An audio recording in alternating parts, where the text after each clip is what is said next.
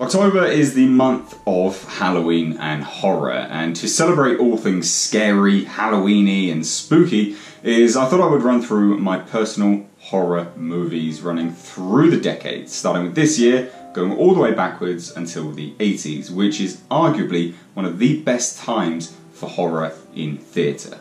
As we go through these lists, I would absolutely love to hear your personal thoughts on these things, especially if they differ from my own thoughts, because it opens up a great discourse in the comment section, and also if there's things which I haven't personally listed, it also gives a great opportunity to recommend films not only to me, but to other people that are watching. So that being said, please do leave your suggestions down below in the comment section.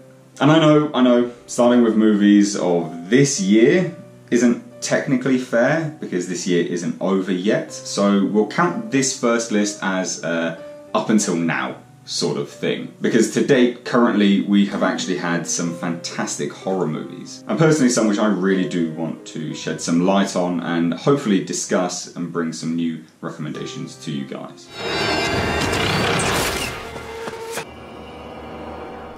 So, in at number 8 is A Quiet Place. The reason this is so low, despite being a fantastic movie in its own right, is, well, it's a lack of fear. It's not a complete horror movie, and it treads the fine line between being an alien sci-fi movie, but it is a great little film.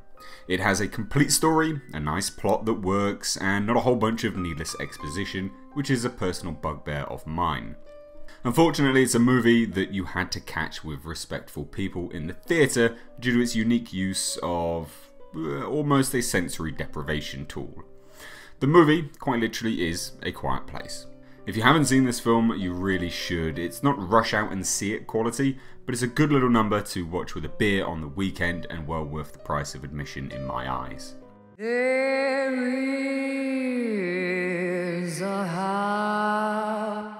Now, number 7 is not strictly a horror movie, but it's inspired by Lovecraft, and as such it deserves to be on this list, because if you know anything about Lovecraft, you know he's the grandfather of horror. He created the cosmic unknown, and that fear, the fear of the unknown, is the basis of all horror today. If I didn't put this on this list, I would seriously question myself. Lovecraft has inspired everyone from Stephen King through to Del Toro. So, this movie is The Endless. We follow two brothers heading to a cult seeking closure. We learn that there is more than meets the eye to the cult, and potentially an entity, unknown and unseen to the naked eye, that may just lead our two main characters to total annihilation or salvation. I'd strongly recommend supporting and watching this little indie movie. It's tight and features the directors acting in the lead roles. Check it out. I know you're still there! The spirit. Now, number 6 is a homegrown British horror movie, and it's a horror movie in the sense that it is attempting to strike fear into you and also get you thinking. Ghost Stories is directed and led by Andy Nyman, who does a superb job pulling double duty. It's a twisting and turning tale of a man's history interwoven with stories from would-be believers in the paranormal. Can Andy Nyman's character get to the bottom of it all, and what is really going on? As said, it's a British horror movie, it has great technical aspects for the budget it had, and it's a fantastic little film, with some genuinely unnerving moments, and as such I can strongly recommend that you check this one out. And if you have, what did you think of the ending? These people, they're blasphemers, a cult, a disease. And in at number 5 is a brand new release, Apostle, from Gareth Evans, the man behind The Raid. This movie should be nothing but fantastic. Unfortunately, it does fall short a little bit on its attempt to tell a grand and wide story. The first half is great, a little bit paint by numbers, but great nonetheless, and the technical aspect behind this film, score, photography, choreography, is all standout, nearly the best I've seen in years. However, it does lose itself in the second half. It attempts to tell one too many plot lines and seemingly forgets certain key points that it was setting up in the beginning. It has genuine tense moments, and the score, paired with some great camera work, make for some unnerving moments that was refreshing to see from a Netflix original film. Worth a watch, mainly because it's on Netflix and free for those that have a subscription, short enough to not feel overly robbed for time if you didn't enjoy it, and as said, it has a great technical aspect behind the movie, well worth the watch.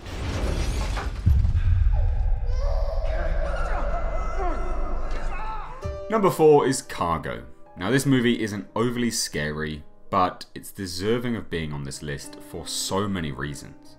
Cargo is a zombie film, but not like you know it. It's an up-close personal tale of a family attempting to survive an initial outbreak of a zombie virus.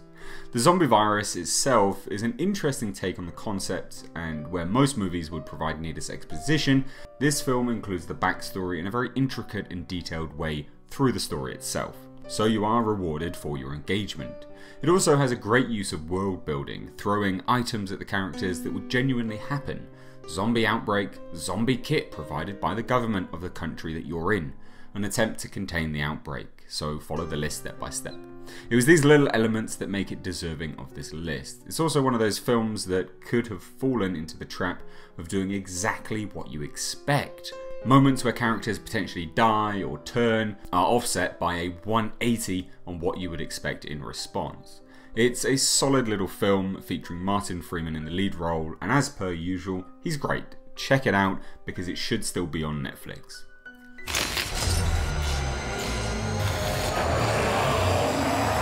You're a special one, Mandy. Now number 3 is again not strictly a horror, but it does have some definite horror vibes and elements that are horror inspired. Mandy. This is a return to form for Nicolas Cage. He plays a man out on a mission of vengeance. He leans heavily into his crazy Cage persona, and it works. This movie caught me completely by surprise, and if you like slow burn movies plus a heavy artistic influence, this film is for you. It is brutal, but it is slow. It isn't out and out violence like the trailer makes out, but it also isn't dull and toned down. The visceral violence is peppered in through the movie, and when it's on screen, you know it. Boy, do you know it. It's a great film, maybe a little over long, but for me, it stands out as a film I need to recommend to people because genuinely, more people should see this movie. If you've seen it, do you agree? And it's definitely not to everyone's taste, but I would be keen to hear your thoughts.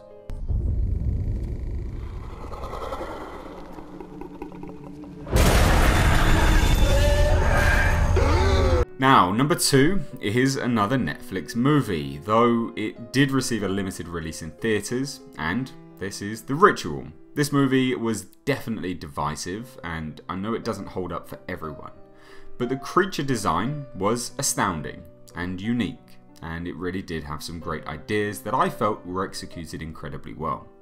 The story focuses on a group of friends that meet up once a year, and one such time, one of their friends was murdered. It's not a spoiler, it just happens.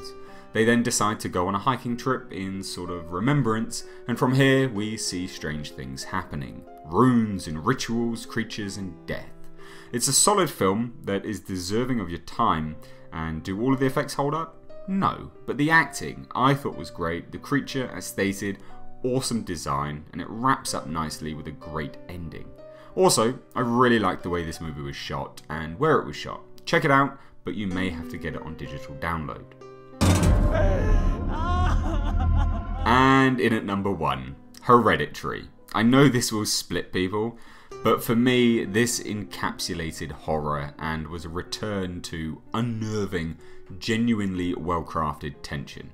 It's also a film that goes away from slasher gorefest and doesn't hold your hand, and it is a testament to a superb marketing strategy. Whoever cut the trailer together is a master of misdirection and should be applauded. I love this film, and I really enjoyed interviewing the writer and director Ari Aster. A very unassuming guy, and not what you would expect when comparing him to the film he crafted.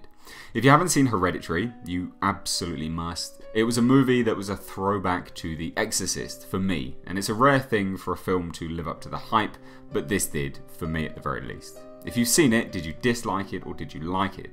I would personally love to hear your thoughts.